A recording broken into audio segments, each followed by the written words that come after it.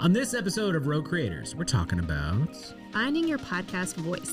Absolutely. Let's get into it.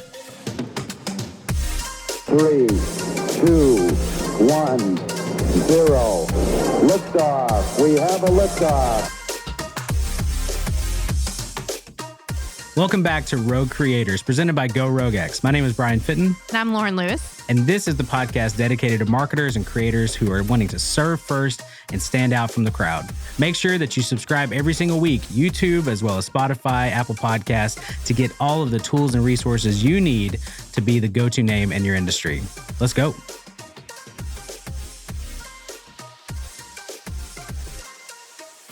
Hey, what's up, everybody? Welcome back to Rogue Creators. My name is Bryan Fittin. I'm here with my awesome co-host, Loren Lewis. Hey. Hey. We are back in the studio, and we're going to be talking about some podcasting topics, right? Yes. So as you guys have heard from us in the past, we have pillars for our podcast, which is what we recommend for our clients as well. So that way you know exactly what we're going to be talking about on the show. And today we are going to be talking about how to find your podcast voice. There you go. Just set it up. Just right there, Lauren. Thanks, Loren. No Appreciate problem. that. But before we get into that topic, we like to start our episodes off with something fun. What is that, Loren? Each week we like to start off our episodes with what are you obsessed with this week? So Bryan, tell us, what are you obsessed with Here this we week? go. Ted Lasso, season 2. Oh, that's refreshing. Yes, it's refreshing. Here's the deal. Nope.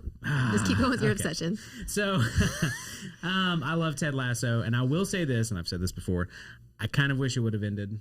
Like, there's a part of me that's like, it was so perfect. It was the most perfect show I think I've ever seen in my entire life. They ended it perfectly. Everything was perfect about it. You just don't want people to be happy.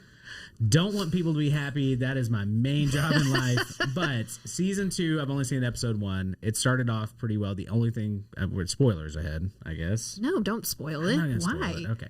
There are some characters that I'm like, I don't necessarily like how they're taking them in a certain direction. Okay, that's fair. But overall, I'm still very happy with it. Good. So anyway, that's my obsession this week. Go out there, watch Ted Lasso. Make sure you watch the full first season and then jump into the... Why would you not watch the first season? No, I'm saying if you already seen it, rewatch the first season and then jump into the episode. It was really weird though. We're moving back to these like times of shows to where they only do it once a week. Yeah. And we have to wait. That feels like I'm back in the 90s again. I'm like, this is the worst. But it's probably healthy because binge watch is not good either. So anyway, what's your obsession, Loren? All right. So this week I'm obsessed with actually introducing my oldest to Zelda. They've put some of the older games onto the Switch. And so he loves, it's so sweet. Last night he wanted to snuggle with me in blankets while I played Zelda. So we can hold that, whole console in your hand, which is super cool. So we were all curled up in bed and he watched me play Zelda, which was really sweet. That's so sweet. He is a little bossy, but really wants to be. He got so excited when we went to the volcano area for Zelda. He got so excited. He loves volcanoes. So it's been really fun watching to kind of introduce really cool stuff to him. Nice. So yeah, no, it's been really fun. That's awesome. Okay, I did not play Zelda as a kid, which is really weird. I really wish I would have had that experience. You should totally introduce Grady to it. I should. He'd like it. It would be a lot of fun. Anyway, all right. So make sure you guys tell us what you're obsessed with because we enjoy. I've found out new movies and TV shows and different things from our listeners out there. So make sure that you are sending us what you're obsessed with. So, and also don't get on to me for my obsession. Also, people are like, really? We're going to talk about music videos again. Yes. I'm obsessed with artists and music videos on YouTube, okay? No one's going to be mad about Ted Lasso unless you were going to spoil it for them. I almost did. I'm so sorry. I'm so Ashley sorry. had to plug her ears. She was like, no. All right. So, hey, now let's jump into what we're going to talk about today, which is how to find your podcast voice. What does that mean exactly? So it's all inclusive of your tone, your cadence, your flow, kind of the personality that's coming through because it's an audio only kind of platform, or it can have the video aspect to it we like to introduce. But when you're listening to it, what are they going to really feel and listen to throughout your podcast episode. Yeah, absolutely. And so obviously we've talked about it before, but our pillars, podcasting is one of those. And so we do try to bring you some information about podcasting. And so this was a big one because this is actually a little bit, we usually do kind of surface level on some of our, especially podcasting, because you can go in the weeds pretty heavily. But this one's a good one to talk about, especially if you're a new podcaster and jumping into how to actually, find your voice in that. And so, all right, so let's dive into the first one, which is what, Loren? Doing your research. So it kind of sounds silly to think about like researching your own tone and voice and everything, but really understanding what industry standards kind of look like, because a lot of people think that podcasting is very easy. Until you push record for the first time and you're behind the mic, you realize it's a lot more challenging than you actually thought. As well as you want to be something that someone actually wants to listen to. And there's things that people do in their natural cadence of their voice that can actually be very off-putting for a lot of people. And so it's learning to identify those things and also make sure that you are going to really have your brand coming through the microphone. Absolutely. Yeah. And I think even when we talk about video, and we are a big proponent of doing a video podcast. And so mannerisms as well, like a lot of movements. I talk a lot with my hands. They're right here today. Okay.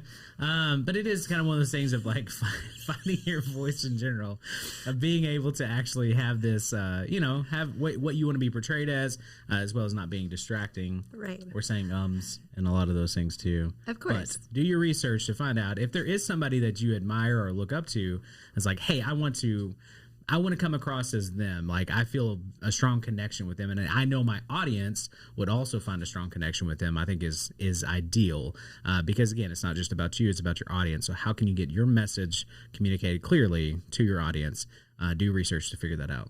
For sure. And I think just thinking through the kind of the personality of your show, we talk a lot about wanting to be human and authentic, and that word can be really overused.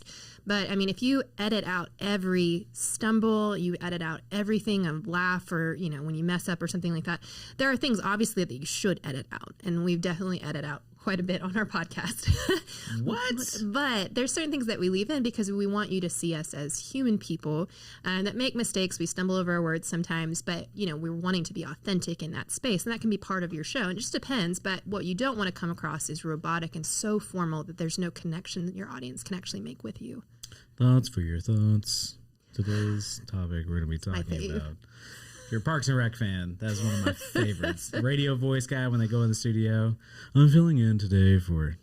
It's so good, and I wish I could do the. Oh, so good. That was a really great impression. Thank you, Jacob. So one of the things that you can do to improve your voice is to listen to a lot of different podcasts, decide the flow and the cadence of your voice, but also is to take care of yourself as well. And there's just some small tips that you can learn of just how to take care of your vocal cords and just being able to be. What is that? Well, no, I'm agreeing. Yes, absolutely. That way you're not having to clear your throat constantly, and your voice can be kind of even keel the whole time. Yeah. So it's not good to drink coffee a lot during podcast recording. I drink a lot of coffee. So also knowing, sometimes it's okay.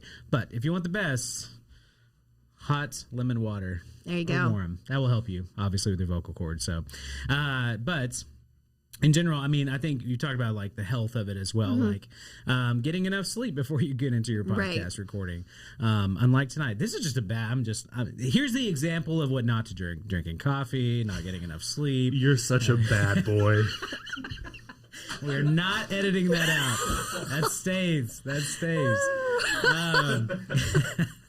So there really are a lot of things that you do not do, but a lot of those. I mean, as dumb as it is, but I don't personally think about health either. I don't think about the health of my voice and none of that stuff, and that's very important when it comes to, again, finding your voice in this. Obviously, there's a lot of things with that, but the physical side of that, of maintaining good health too. Sure. It just keeps that consistency so that your audience, every time they listen to your podcast, they're getting the kind of the same quality every time.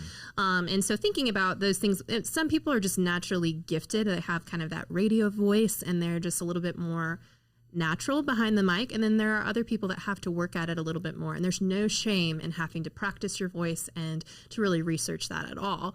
You're just trying to do what's best for your audience. Yeah, but don't change. If you hear yourself back, don't change yourself enough. You're like, I don't want to sound like that. I want to sound like somebody completely different. That's not good either, because there's no way to maintain that long term. And so, but we do have a special guest today, one of the hosts of the Grab Life by the Slice podcast. Oh my gosh. Jacob, do your radio voice. Come on in. I don't have a radio voice. I don't have a radio voice, but I do have a face for radio. Oh, so, there it is. Yeah, self-burn. Here's the deal. We have some fun, and we record other stupid podcasts, and one of those is the pizza podcast. And Jacob has the best radio DJ voice coming in hot, and so make sure that you guys look out for that. That's coming to a podcast player near you. All right, moving on. Yes, please. So the second point, when first is to kind of research what is industry standards and the best way that you can utilize your voice. The second would be knowing your own podcast. And I think to me, this one is the most important, is understanding that you have a particular brand you're trying to portray, and you're going to stay true to that. Just like kind of how you ended the last point was saying that you don't want to be something that you're not. And so really understanding if your brand is super buttoned up and super formal, you're not going to be cracking jokes. You're not going to be doing weird voices. That's clearly not this podcast. It's true.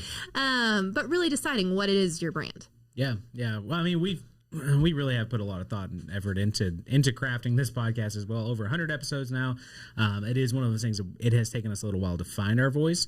But we want to be able to enjoy this. I mean, I've done a lot of, I did a corporate podcast back in the day, and it was very buttoned up. There were a few little kind of jokey times, but it was very much like stay on topic, stay on point, which for the audience made sense. Like that was what they wanted. And so having the freedom to be able to really choose for your podcast, making sure it fits your brand, because like you said, I don't want to go, listen to a Nike podcast and it's all corporate and they don't talk about any of the fun things when it comes to shoes or whatever else. And it's like, no, have something that matches your brand.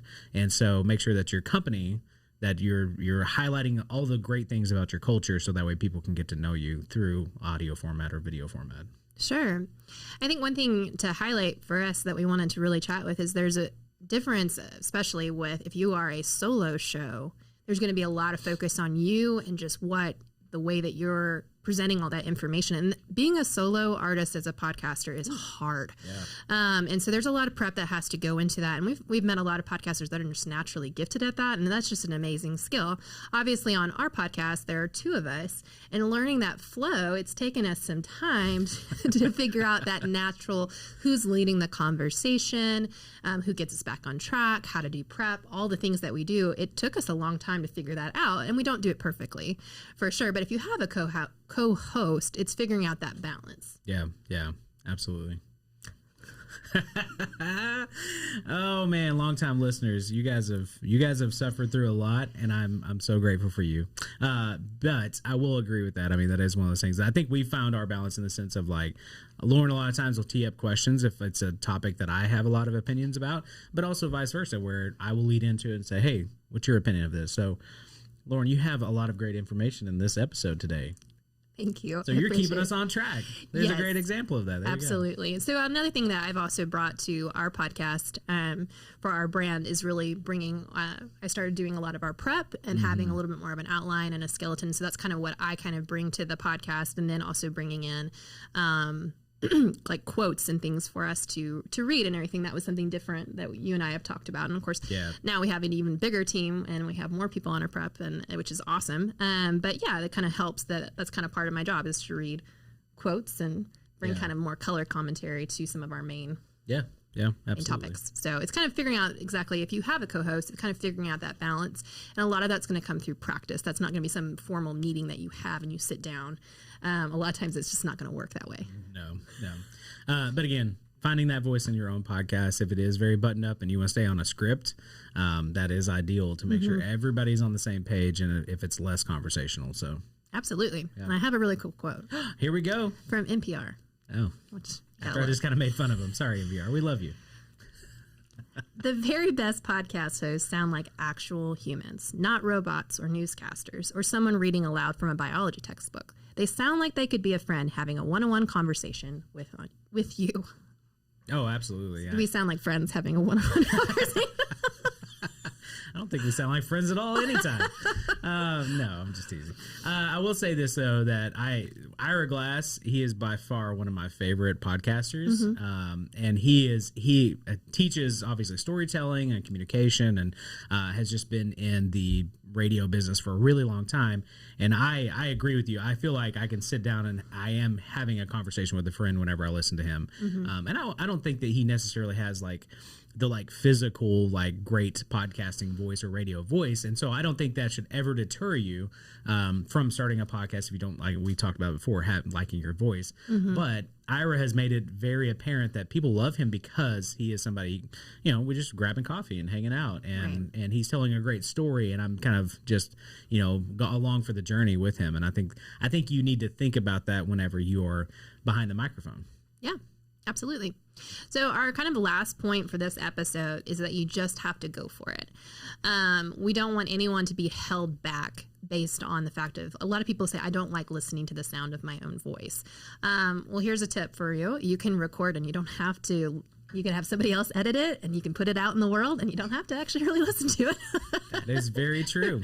But people really want to hear from you. And I think something that I would always want to portray to people is that you have a story, you have information that there's an audience out there that's for you that wants that, and you're really depriving them of that if you're just because you think your voice doesn't sound good. Yeah. It's very rare. There are individuals I'm like, man, you do have a very high-pitched voice, and that could be a little bit harder to overcome. But for the average person, it's just getting over that insecurity, and you really should, because you have a lot of valuable information to say. Being real here today. Yes. No, it is one of those things too of the insecurity. I think you hit on it. Is anytime you see a picture of yourself or hear yourself speak, or you're on video, your mental image of yourself is not what a lot of times what you see. And so that can get people hung up so many times, especially people excited about going into podcasting, and then all of a sudden they hear themselves for the first time. It can be hard. It really can be. But I think you brought it home with the passion and the impact that you want to have on the world. Make sure that your own insecurities don't get in the way of people receiving that information or help that you can give them. Only you can, right? We talk about how saturated the market is and stuff like that. And we've actually had people like, well, we just, there's so many people out there that already have a podcast. It's like, yeah, but it's not you. Like, there are so many different podcasts that I love that are in the same genre, but I listen to it for the host. Right? Absolutely. I feel like I have a connection with them specifically, not necessarily just the content. And so really think about that. If you're like, should we do it or should we not? I think you absolutely should. These points are definitely in line with trying to help you get there and, go full send. So I think for me, for finding your podcast voice, you have to go for it, and you have to overcome some of those insecurities. But as you kind of go forward with your podcast, after you have a good amount of episodes in the bank, it is good to reflect upon your show, the flow of it. Is it good? Is it helpful? And then to ask your audience members, what do they really want? And we've tried some interesting things. We've experimented different things, and some of our audience members have been truthful at like, hey, I wish you would just cut this out. I really just want to get to the information. And so we try to be shorter on our obsessions. Sometimes that doesn't work at all. But we try to provide really detailed show notes so that you can skip to the parts if you don't want to listen into that. But we do try to be true to ourselves as well, that is just a part of our show. And that helps us overcome just kind of, sometimes we are running a full business and we're stopping what we're doing to record an episode. And so sometimes those sessions help us get into the mood to actually record the episode. Yeah. So, well, we've asked people, we're like, do we want to, that was the first thing that was on the chopping block. I'm like, let's get rid of the obsessions. Like, it's fun for us, but is it connecting at all? Right. And we've had several people that were like, no, leave that in. Like, that's fun to hear. It's, obviously some new information and gets to know us. And so we're like, oh, okay. But we could shorten it up, could get into the content a little bit quicker. Right. So there is good. And so once you get going, ask your audience that, because don't take one person's opinion, right. especially if it's something you enjoy and it makes you want to produce more episodes. Right. And they're like, I didn't really like that. And you cut it out and all of a sudden you hate doing a podcast. Yes. Like, that's not healthy. But obviously, survey your audience and see what they have to say because they're the ones you're doing it for. You definitely want to avoid pod fade. Pod fade, man. I'm telling you something. It's a real thing. We have a whole episode coming out about it, or is it out? So excited. It's definitely out. It's already out. Definitely out. My bad, guys. So good. We've talked about batch recording. That is a real thing too. Again, just be like Nike. Just do it, go full send. Just make sure that you guys are putting it out there. If you have an idea, try it out. There's nothing wrong with that. You can literally do nothing wrong in this space by trying to help people and make an impact in the world. Whoa. Boom. Put that on a crock-a-dude. No? It's a previous obsession. Man, I hope somebody out there, if you're out there, you get that.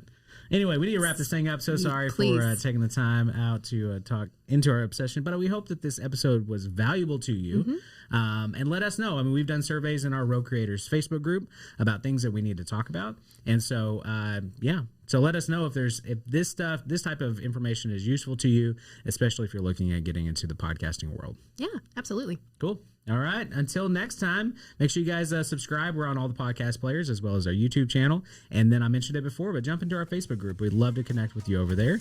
And until next week, we'll see you then. Thanks.